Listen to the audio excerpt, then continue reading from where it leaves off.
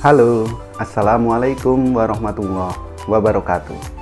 Ketemu dengan saya, Hendras Budi Paningkat. Dalam video ini, saya akan menjelaskan tentang penerbitan sertifikat tanah yang ada di Indonesia. Tentunya dalam perspektif pengetahuan saya pribadi, dalam bingkai catatan harian pegawai ATR BPN.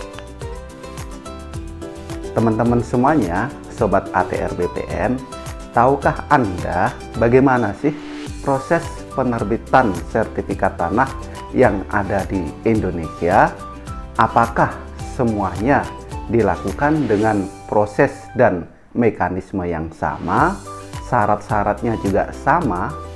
Soalnya dasar perolehan tanah yang menjadi alas hak dalam suatu daerah itu kan masing-masing berbeda, di mana dasar perolehan tanah tersebut atau alas hak tersebut yang ada di Pulau Jawa berbeda dengan alas hak yang ada di Sumatera, Kalimantan, Sulawesi, Nusa Tenggara, Maluku, dan tentunya Papua. Nah, lalu bagaimana sih proses penerbitan sertifikatnya pada masing-masing daerah tersebut? Nah, teman-teman ingin tahu? Yuk kita bahas bersama-sama ya.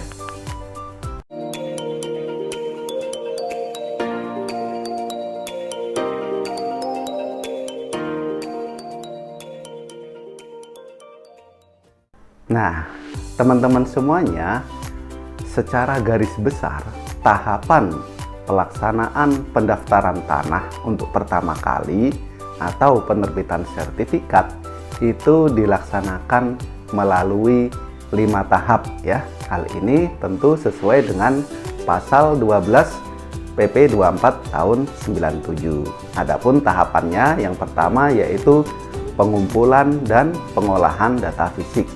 Yang kedua, pembuktian hak dan pembukuannya. Yang ketiga, penerbitan sertifikatnya. Yang keempat, penyajian data fisik dan data yuridis. Lalu yang kelima, penyimpanan daftar umum dan dokumen. Nah, teman-teman semuanya, Sobat ATR BPN, bagaimana sih prakteknya di lapangan penerbitan sertifikat yang dilakukan oleh Kementerian ATR BPN, di mana secara teknis dilakukan oleh satkernya, yaitu kantor pertanahan yang ada di kabupaten maupun di kota. Nah, di sini berdasarkan PP 24 tahun 97 bagian ketiga ya, ternyata proses penerbitan sertifikat itu tergantung dari pembukuan hak ya, pembuktian hak dan pembukuannya, di mana di sini terbagi menjadi dua ya. Yang pertama yaitu pembuktian hak lama, yang kedua pembuktian hak baru. Nah, di sini saya akan jelaskan satu-satu ya proses penerbitan sertifikat yang ada di berbagai daerah di Indonesia. Nah, yang pertama yaitu penerbitan sertifikat yang berasal dari pembuktian hak lama. Di sini dilakukan melalui dua metode ya. Yang pertama yaitu dilakukan dengan metode pendaftaran tanah pertama kali melalui konversi. Nah, tentunya dilakukan proses pengukuran dan pemetaan kadastral terlebih dahulu. Nah, kegiatan ini pendaftaran tanah pertama kali melalui konversi biasanya ada di pulau-pulau Jawa, karena hak-hak lama di Jawa masih ada. Lalu yang berikutnya masih di pembuktian hak lama, yaitu dilakukan dengan metode pendaftaran tanah pertama kali melalui pengakuan ataupun penegasan hak. Tentunya juga terlebih dahulu biasanya teman-teman di kantor pertanahan dilakukan layanan pengukuran dan pemetaan kadastral. Nah, itu ya. Lalu untuk pembuktian hak baru. Nah, di sini untuk pembuktian hak baru dilakukan melalui permohonan surat keputusan hak ya. Nah, di sini saya mencomot salah satu proses, misalnya untuk penerbitan sertifikat hak milik perorangan. Nah, di sini ada beberapa metodenya, yaitu yang pertama dilakukan pengukuran dan pemetaan kadastral terlebih dahulu, sama ya. Yang kedua, karena ini hak baru, yaitu permohonan SK pemberian hak milik perorangan. Nah, setelah SK-nya muncul, baru dilakukan pendaftaran SKH. Nah, proses-proses seperti ini biasanya dilakukan di satuan kerja yang ada di luar Pulau Jawa, yang tidak ada pembuktian hak lamanya. Nah, teman-teman, ketika teman-teman pengen tahu sih apa sih pembuktian hak lama dan hak baru, nah, teman-teman bisa melihat video saya yang lain ya tentang pembuktian haknya. Nah, saya sudah membuat video itu. Nah, selanjutnya saya juga akan menginformasikan kepada teman-teman semuanya di sini tentang pelayanan surat keputusan hak yang ada di kantor pertanahan by sistem dari KKP. Nah, di sini saya sampaikan ternyata banyak loh ya permohonan pelayanan surat keputusan hak. Di sini ada permohonan SK hak dengan konstatasi. Nah, ini untuk tanah hak yang telah terdaftar tetapi sudah habis jangka waktunya, hak-hak tematik yang sudah habis jangka waktunya. Misalnya teman-teman sertifikat HGB-nya lupa ya, ternyata sudah mati. Nah, lalu dimohonkan hak lagi. Nah, prosesnya tentu dengan permohonan SK pemberian hak dengan konstatasi. Yang kedua ada permohonan SK pemberian HGB atau hak pakai di atas HPL. Nah, terus yang ketiga ada permohonan SK pembaharuan atau perpanjangan hak. Yang ketiga ada permohonan SK melalui konfirmasi. Nah, terus yang keempat ada permohonan SK pemberian hak milik atau HGB dari HPL Perumnas atau transmigrasi. Lalu yang kelima ada yang berikutnya ada perpanjangan SKH ya, yang nomor 6 ya. Lalu yang ketujuh ada pendaftaran SKH. Nah, ini tindak lanjut dari permohonan SKH tadi. Nah, yang berikutnya ada pendaftaran SK perpanjangan atau pembaruan hak, ada permohonan SK pemberian hak milik perorangan, ada permohonan SK pemberian hak milik badan hukum, ada permohonan SK pemberian HGB badan hukum untuk pembangunan rumah MBR ya. Terus ada permohonan SK pemberian hak guna bangunan perorangan. Nah, yang berikutnya juga ada permohonan SK pemberian HGB badan hukum, ada permohonan SK pemberian hak guna bangunan instansi atau badan usaha pemerintah, ada permohonan SK pemberian hak pakai perorangan, permohonan SK pemberian hak pakai badan hukum, permohonan SK pemberian hak pakai instansi badan usaha pemerintah, permohonan SK pemberian hak pengelolaan instansi atau badan usaha pemerintah, HPL instansi atau badan usaha pemerintah. Ada juga permohonan SK pemberian hak guna usaha perorangan, HGU perorangan, ada permohonan SK pemberian hak guna usaha badan hukum ya. Jadi teman-teman kalau bermohon HGU perorangan, HGU badan hukum, nah mekanismenya salah satunya melalui ini ya.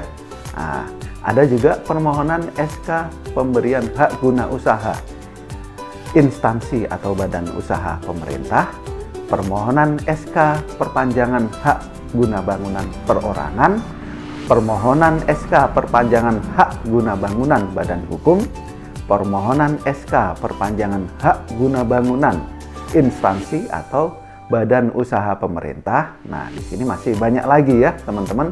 Ada permohonan SK perpanjangan hak pakai perorangan, permohonan SK perpanjangan hak pakai badan hukum, permohonan SK perpanjangan hak guna usaha perorangan, permohonan SK perpanjangan hak guna usaha badan hukum, permohonan SK perpanjangan hak guna usaha instansi atau badan usaha pemerintah, permohonan SK pembaruan hak guna bangunan perorangan, permohonan SK pembaruan HGB badan hukum, permohonan SK perpanjangan pembaruan HGB di atas HPL badan hukum, ya, permohonan SK perpanjangan atau pembaruan HGB di atas HPL instansi pemerintah, permohonan SK pembaruan hak guna bangunan instansi badan usaha pemerintah, permohonan SK pembaruan hak pakai perorangan, ya,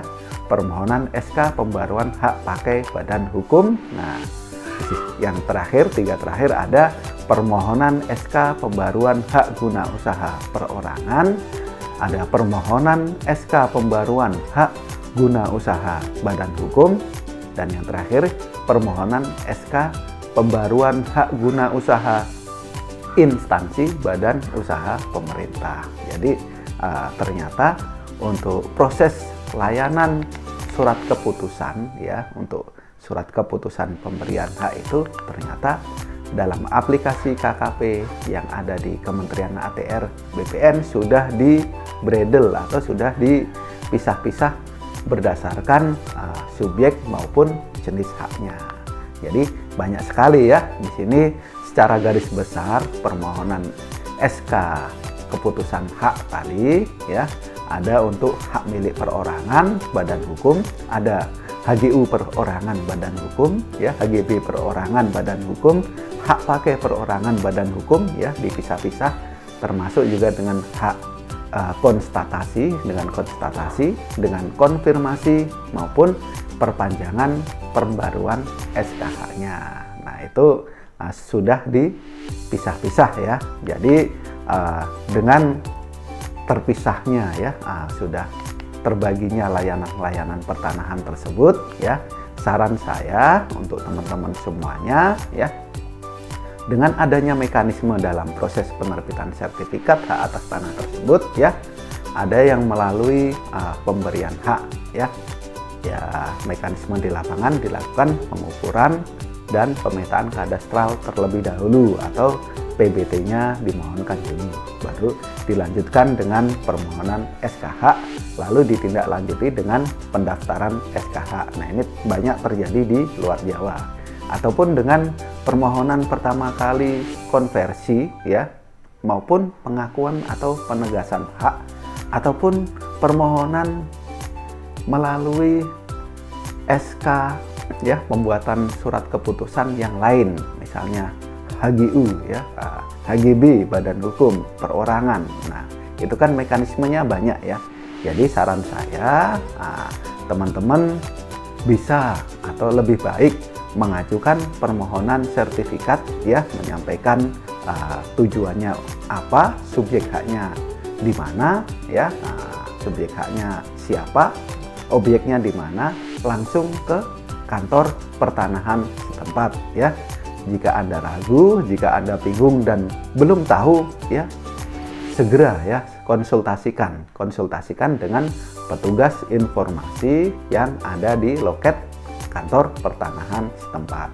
Nah, yang berikutnya, ketika Anda bermohon mengajukan layanan penerbitan sertifikat, pastikan berkas permohonan Anda lengkap.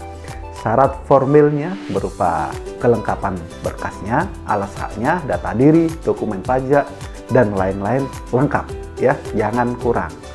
Terus syarat materialnya, ya, itu juga harus terpenuhi. Apa itu syarat material?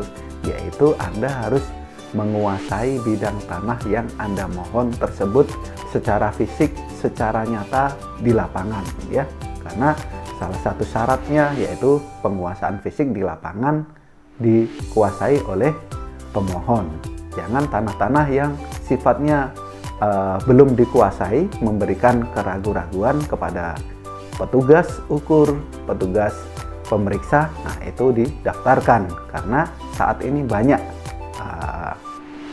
sengketa-sengketa pertanahan yang muncul ya seiring dengan dinamika pembangunan, di mana salah satu syarat ya yang harus dipenuhi yaitu bidang tanah yang Anda mohonkan harus clear and clean ya. Nah, yang berikutnya, patok batas terpasang secara lengkap, terpelihara dan disetujui oleh pihak yang berbatasan dengan bidang tanah Anda.